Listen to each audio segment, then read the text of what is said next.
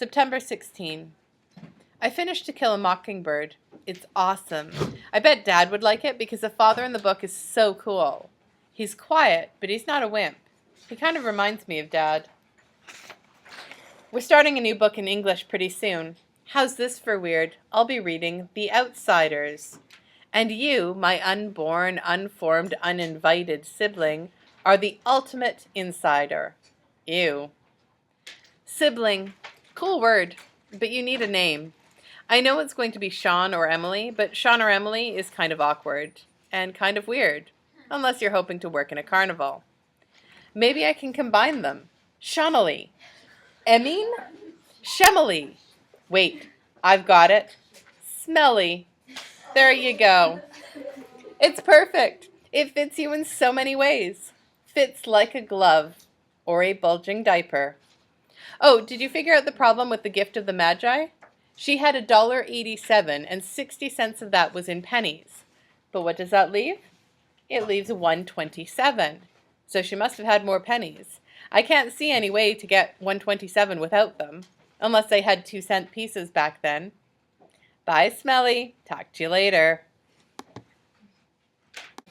Chapter 8. There's really only one thing that separates people from dogs.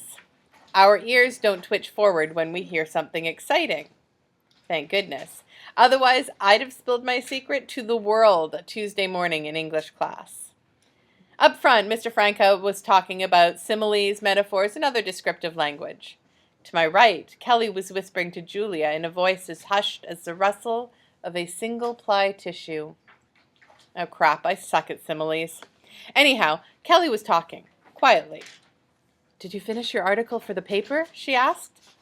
That was the point, when my ears would have pitched forward like a dog who hears his master opening a can of extra chunky beef stew with an electric can opener. Julia nodded, sending the shaggy ends of her hair dancing like kids in a mosh pit. I didn't know she was on the paper. I found it hard to concentrate during the rest of class. My mind ran elsewhere, like a train that had slipped off the rails. No. Wait, that wasn't right. A derailed train usually doesn't get very far.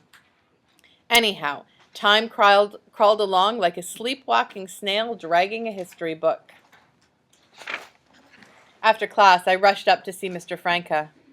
I've been thinking about what you said. It would be fun to write book reviews. I was running titles through my mind, picking out which book I wanted to do first. I'd read a ton of good stuff over the summer. I'm sorry, Scott, he said. Since you weren't interested, I found someone else. Oh. I could feel myself droop like a cheap basketball that was left out on the lawn all winter. But you can still join the staff. Just show up tomorrow after school for the meeting. I'm sure they can make good use of your talents. Great! I'll be there. I figured there were other cool things I could cover, like movies or something. Whatever I ended up writing, at least I'd get to spend some time in a small group with Julia. I wondered whether she remembered that we were in kindergarten together. We'd shared an easel once. I was on one side, painting a pirate. She was on the other side. I don't know what she was painting. Probably not a pirate. I had a hard time finding the meeting room the next day, so I was the last one there. When I walked in, I saw a girl wearing a tight green top and a long denim skirt. The top was made out of that thin, stretchy material. Hi, Scott, she said. I'm Mandy. I heard you might be joining us. That's great. We could really use you. She smiled at me like she meant it. I think it was the first time a senior had looked at me as anything other than a piggy bank, punching bag, or doormat. Especially a cute senior, with reddish blonde hair and freckles. Did I mention the top? It sounds like fun. I glanced at the dozen or so kids who sat around the table. Julia was there, looking even more beautiful than Mandy. Mouth was explaining something to her about his appendix. Apparently he had it in a jar at home. Or maybe he had pieces of it in 2 different jars? That part wasn't really clear. I could see Julia's eyes starting to glaze. I tried to stop listening, but it was sort of like watching an accident. So, I guess you'll be doing football, Mandy said. I pulled my eyes away from Mouth and Julia, but not my brain. Again, I managed to leap to new creative heights. What? Mandy pointed at my shirt. None of us is much of a sports fan. We're into food, movies, and music, and stuff like that. But we've got to cover sports. So we're glad you're here. I'd forgotten I was wearing my Baltimore Ravens t-shirt.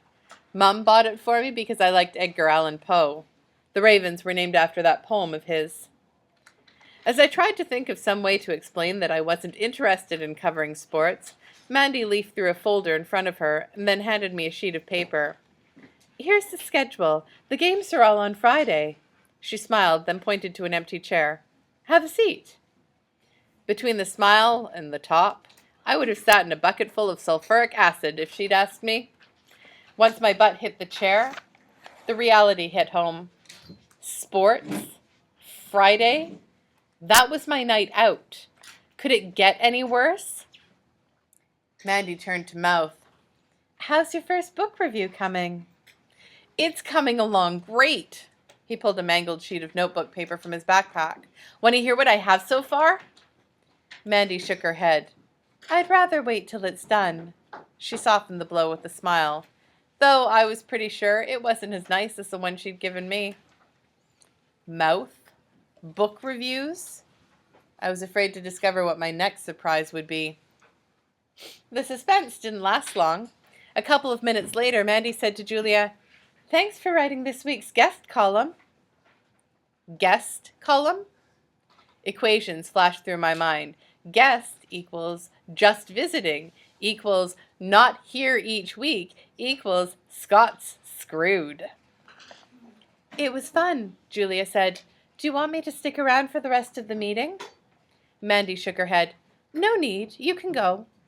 Julia smiled that heart-melting smile of hers and left the room. When the meeting let out, I called home to see if I could get a ride from Mum. She's out, Bobby said.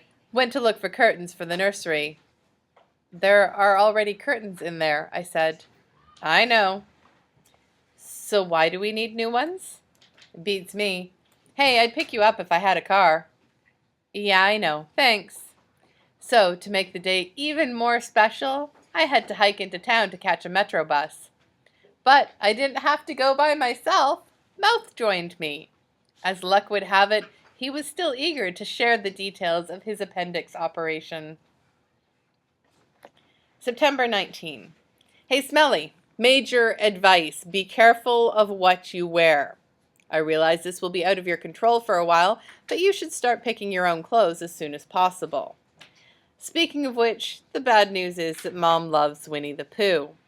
So you're going to be wearing tons of that stuff. Have you ever noticed that Piglet looks like some kind of larval grub with ears? And if you ask me, Tigger belongs in rehab. But there's something even worse. The Poohster himself. You might as well get used to having people point at you and say, There's poo on your shirt. That's your problem. My problem is I'm the school paper's sports reporter. The Zenger Gazette isn't monthly.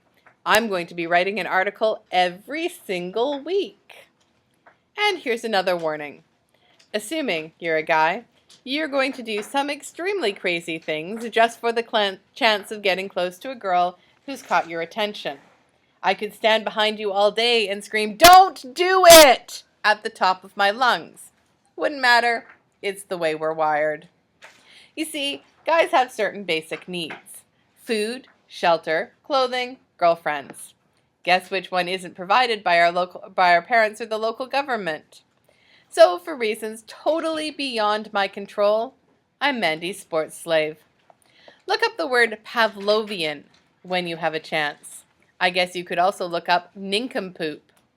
Might as well add fart brain to the list, though I imagine it's not in the dictionary. It would make a great title if I ever write an autobiography. My life as a fart brain. And if you turn out to be a girl, all I can say is take pity on us guys, okay? But as I said, I'm just going to assume you're a guy. I've learned my lesson. I'm never, ever going to try to get Julia to notice me again. Oh, one final thing. Mom thinks there are butterflies on your new curtains, but I happen to know they're a rare form of vampire moth. Sleep tight. Sweet dreams. Don't let the dead bugs bite.